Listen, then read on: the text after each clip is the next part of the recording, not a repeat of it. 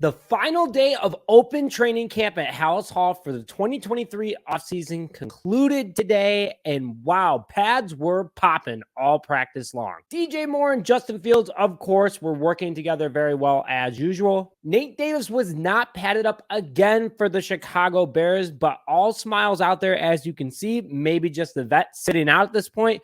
Not too sure, but Flus is confident he'll be back for week one. And to be honest, at this rate, I'm not even concerned. As long as he plays week one, that's all I care about. Claypool was also out today, seen on the sidelines, working with other injured players on the bikes, a little bit of stretching with trainers and so forth. After sustaining a leg injury yesterday, hopefully nothing serious. The defense absolutely won practice today. So honestly, since pads started, it's a 5,500 for everybody. They're both 3-3 on each side of the ball. There was a lot of pressure on Justin Fields, and he struggled without his big target of Chase Claypool. But guys, that is a good thing. Want to put that out there. You don't want one side of the ball to be winning every single practice. That means that they're adjusting and making each other better. Hello, everyone. Welcome back to this episode of Just Another Year Chicago. My name is Nick Brody. Thank you, as always, for tuning in. Excited to share today's news today. Can't wait for Saturday for the Tennessee Titans versus the Chicago Bears at Soldier Field for the first preseason game, which Justin Fields will play in. Thanks, Greg Bragg, 79th and Halstead, Nicholas Moreno, and more for the great live tweets that you guys provided on Twitter today. Before we begin, please hit the like button on this video, as it helps me a ton growing this channel, and my goal is to eventually make this a full-time gig. Put your thoughts in the comment section below about you think about how practice has gone so far for both sides of the ball.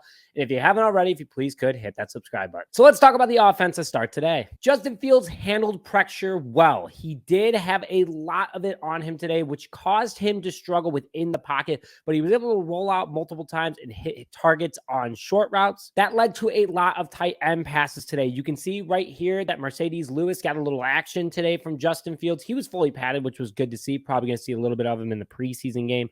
But Luke Getsy's tight end friendly offense was in full swing today. Good to see that from everybody, and absolutely expanding this offensive playbook. Fields is also taking more time to make decisions, but he is still tucking and running with the ball. He is going to be a dual threat. I don't care what anybody says. He is not a running back, but he was able to rip it up a few times upfield today. Looked really good after making a decision and design quarterback run plays. Some news from the wide receiver room today. Dante Pettis was back in full pads today after being on the NFI list. He will be playing this Saturday against the Tennessee Titans. Good to see the second-year veteran for the Chicago Bears back out there. DJ Moore looked great as always. Chase Claypool again was on the sidelines injured. Darnell Mooney did get some action today, looked pretty good on some routes, but again, the offense did not really have a lot of deep balls today due to the defensive pressure. D'Onta Foreman was looking pretty darn good today, according to reports. He was the only running back really able to rip it upfield for the Chicago Bears, so good to see that this team is taking all their running backs, spreading them out, and each one has their own primary skills. Excited to see Foreman this upcoming season, as he is the running back veteran of the room. Going to tight end news, like I said earlier, Marcedes Lewis was fully padded today. Good to see that the 18th year veteran on a one-year, $2 million contract is getting out there for the Chicago Bears.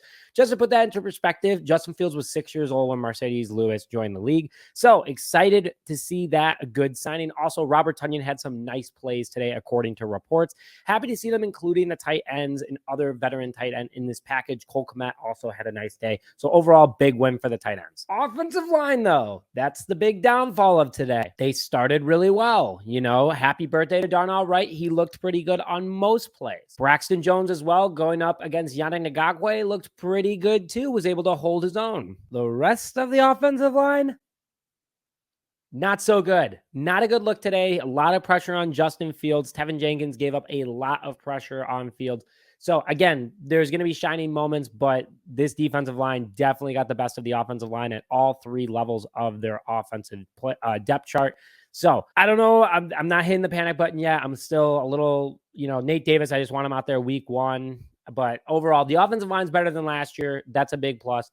They're developing. They're a young unit, but today was not their day. Absolutely, stock went completely through the floor. Fields did well with the pressure, though. Not a good excuse, though. We need the offensive line to perform better, but they're going to get better, and they've had a really good camp overall, so I don't want anyone to panic, but today just was not their day. Let's go over to the defense really quick. Tyreek Stevenson, this guy is going to be special. He had a few tackles for loss. He had a few interceptions. Peter King was at practice today saying that he thinks Stevenson is absolutely a full-blown all-pro, Pro Bowl, whatever type cornerback in the NFL. He's looking fantastic so far in Alan Williams' defense, a DB-friendly defense. Tyreek Stevenson was absolutely crushing it at Halas Hall today like he has all offseason, and I think he's going to be really special. Great pickup by Ryan Poles. Excited to see what he does against the Titans this Saturday at Soldier Field. Barrington Wade, former Niles North alumni, had a nice interception today along with some couple other tackles. He's going to be fighting for a roster spot. He was signed a few days ago by Ryan Poles, and I think that he's a nice touch.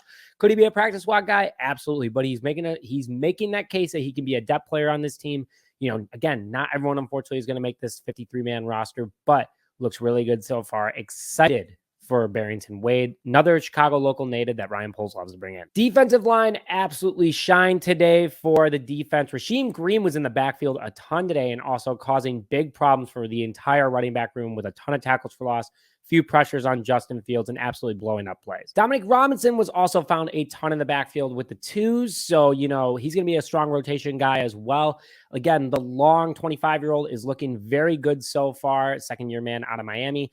And a lot of people don't know this, but he was a quarterback and a wide receiver when he started his college career. And then he converted to defensive end because of his size. He's doing really good so far in the NFL. And I like what he's doing. I think he's going to be a great rotation guy. Nyada Ngakwe showed that veteran presence today and helped lift Braxton Jones in order to know what it's like to go against a Pro Bowl type defensive edge.